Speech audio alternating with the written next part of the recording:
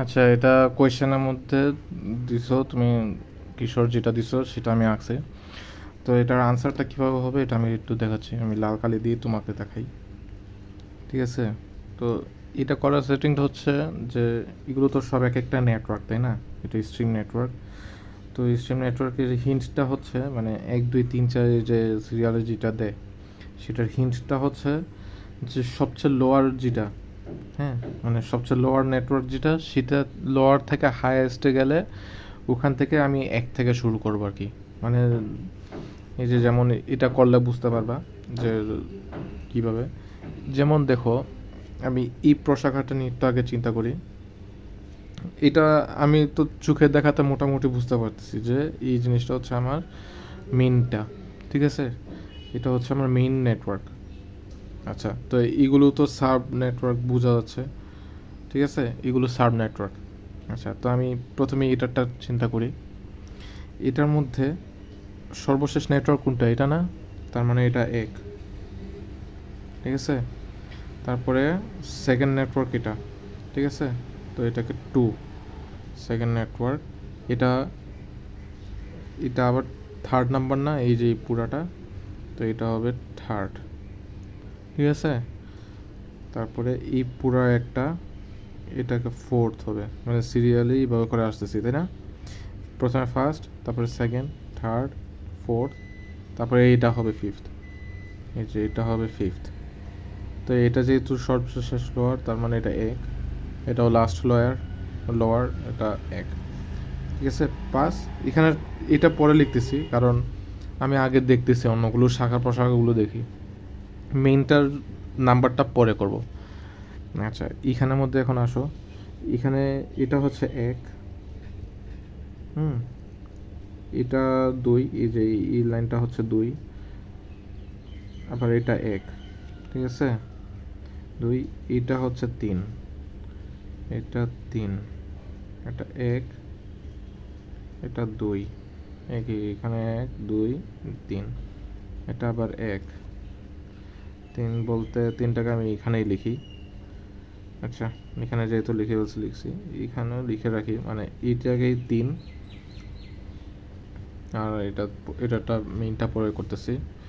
এটা 1, এটা 2, ঠিক আছে? এটা এটা তো শিওর 1 বোঝা যাচ্ছে। যেটা লাস্ট সেগুলোকে 1 করে দিব। আচ্ছা, এটা পরে করি। এটা এটা মেইন যদি এটা ধরি, এখানে এটা হবে 1, এটা 2 হবে, ঠিক আছে? এটা 3 হবে, এটা 4 হবে, তারপরে এটা 5 হবে, মেইনের এটা 5, এটা 1, এটা 1 হবে, ঠিক আছে? 5। আচ্ছা, এখন এখানেরটাতে আসো। এইখানের এটাতে 1 হবে, আর এটা 1,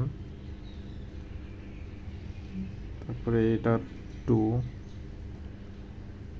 আচ্ছা, মেইনটা একটু বোল্ড করে দিই যাতে বোঝা যায় যে মেইন এটা, ঠিক আছে? মানে বোঝাটাও কঠিন হয়ে যায়, খাতায় আঁকছি তো তাই বোঝা যায় না। 2, তারপরে এটা 1 হবে, এটা 2, 2 এর পরে 3, তারপরে এটা 1 হবে, এটা 2 হবে, এটা 3 হবে, আর এটা 4 হবে। এখন দেখো এই মেইনটা কত হবে? মেইনটা হবে 6, ঠিক আছে? কারণ 5-এর পরে 6 আসবে। এখানে 2 এর পরে 6-এর মধ্যে চলে গেছে, এটা আলাদা বিষয়। এখন এখানে সবচেয়ে বড় শাখা প্রশাখার মধ্যে সবচেয়ে বড় সংখ্যা কত? 5 না? তো 5-এর পরে মেনের দিকে গেছে, তো তো মেনটা 6। তো এটা হচ্ছে তোমাদের ওইটার আনসারটা, ঠিক আছে?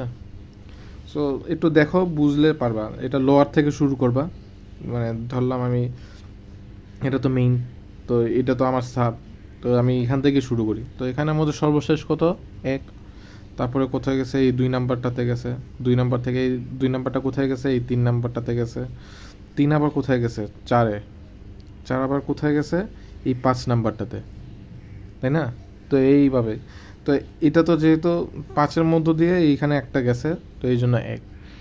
এর মধ্যে ধরো সাপোজ এখানে যদি আমি আরেকটা দিয়ে দিতাম, এখানে যদি আরেকটা থাকতো, তখন এটাও 1 হইতো না, এটা তখন 2 হয়ে যেত, আর এটাও তখন 1 হয়ে যেত, যদি যেটা যদি থাকতো আর কি।